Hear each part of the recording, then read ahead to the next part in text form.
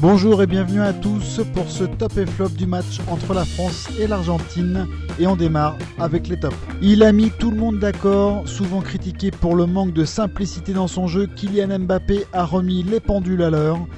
Élu homme du match par la FIFA, le joueur du Paris Saint-Germain a mis à mal la défense argentine, saignant, incisif, percutant.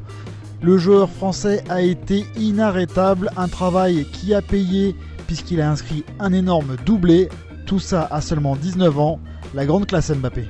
Paul Pogba, le joueur de Manchester United, confirme qu'il est bien en train de se muer en un taulier des Bleus. Il a en effet continué à confirmer sa montée en puissance depuis le début du mondial.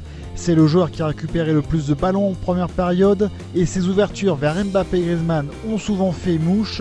Une maestrie au milieu de terrain qui a été récompensée par un match de très bonne facture, très encourageant pour la suite. Lucas Hernandez a rendu une très bonne copie, même si c'était un peu plus compliqué pour lui en première période. Le latéral gauche s'est réveillé par la suite, il a été impliqué sur 2 buts tricolores.